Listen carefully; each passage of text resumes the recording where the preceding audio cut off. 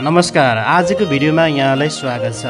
आजको भिडियोमा प्रविधि मैत्री शिक्षक समाज नेपाल जिल्ला समन्वय समिति झापाले आयोजना गरेको MTOT ट्रेनिङमा प्रशिक्षक आरके सरले प्रस्तुत गर्नुभएको गुगल स्लाइडमा एनिमेसन कसरी राख्ने भन्ने भिडियो प्रस्तुत गर्न लागिरहेको छु।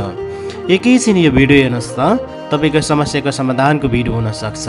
हो, तपाईँ जस्तो कमै मानिस मात्र पाइन्छ जसले आफ्नो समस्या समाधानका लागि थोरै समय छुट्याउने गर्दछ। हो, त्यही मानिसहरूमध्ये तपाईँ एकजना हुनुहुन्छ।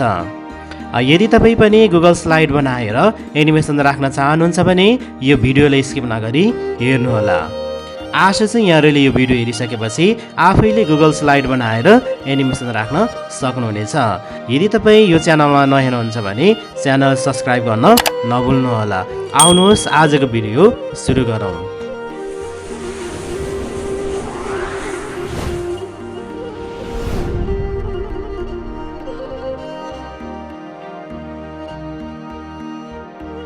अब्जेक्ट एनिमेसनमा अब यहाँ हेर्नुहोस् फेड इन फेड आउट, यो कुनै एउटा फ्लाइन फ्रम लेफ्ट एउटा क्लिक गरेर अनि त्यस पछाडि on click after previous and with previous, यो तीनवटा अप्सन हुन्छ। पावर पोइन्टमा पनि तीनवटा अप्सन हुन्छ होइन। एनिमेसनको लागि यहाँ पनि तीनवटा अप्सन हुन्छ।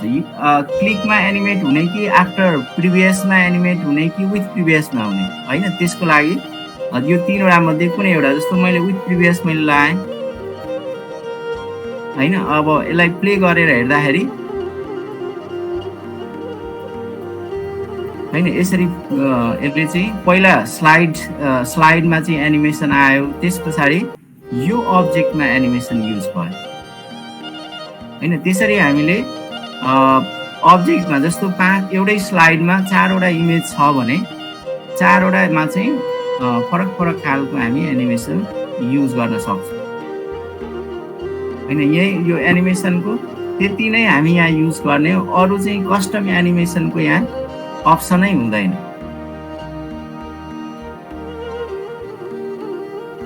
यो टेबल भयो।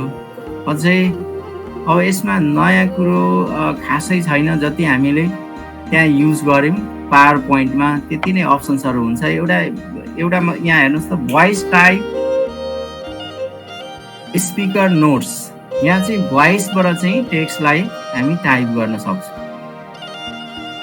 यो एउटा पावर पोइन्टमा यो भोइसको अप्सन हुँदैन अफलाइनमा चाहिँ, तर अनलाइनमा चाहिँ भोइसको पनि अप्सन्स हुन्छ होइन। भोइसबाट पनि टाइप गर्न मिल्यो यहाँ चाहिँ।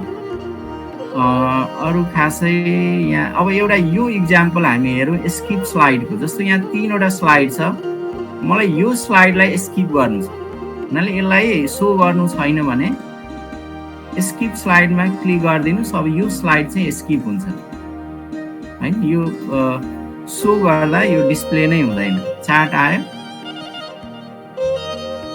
त्यस पछाडि लास्टको टेबल मात्रै आयो, 2टा स्लाइड मात्रै सो भयो।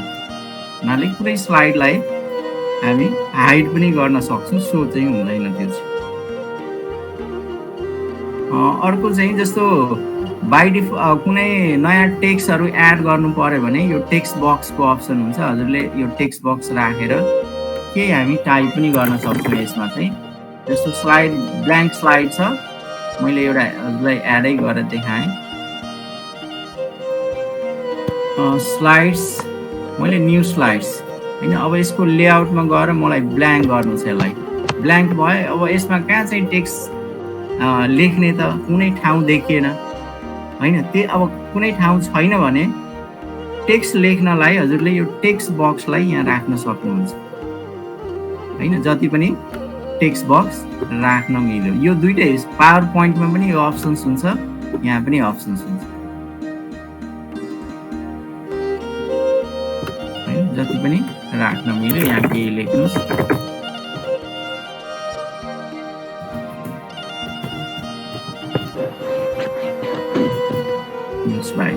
यसरी चाहिँ नयाँ चाहिँ हामी एड पनि गर्न सक्छौँ टेक्स्ट बक्सलाई।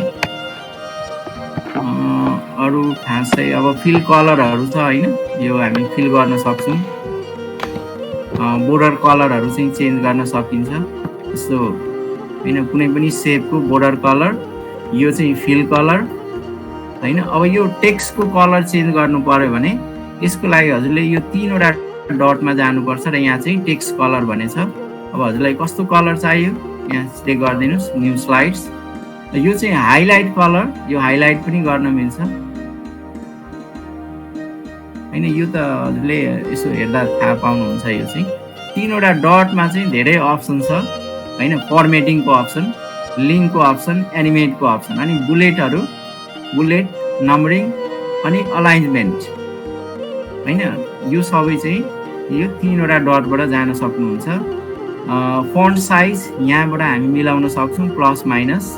त्यस पछाडि यो फन्ट फ्यामिली हैन, हजुरलाई कुनै Arial, Impact, Times New Roman चाहिँ युज गर्नु छ त्यो चाहिँ हामी यहाँबाट जान सक्छौँ। बोर्डर ड्यास हैन, बोर्डर वेट हैन, बोर्डर चाहिँ केही बोर्डर मिलाउनु पर्यो भने बोर्डरको लागि यो 2टा अप्सन हुन्छ। अब यसमा खासै नयाँ कुरो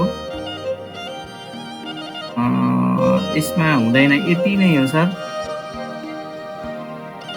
मैले बुझेको। अब यसमा हजुरहरूको केही क्वेसन्सहरू छ भने त्यसलाई चाहिँ सोल्भ गर्दै जाउँ हामी।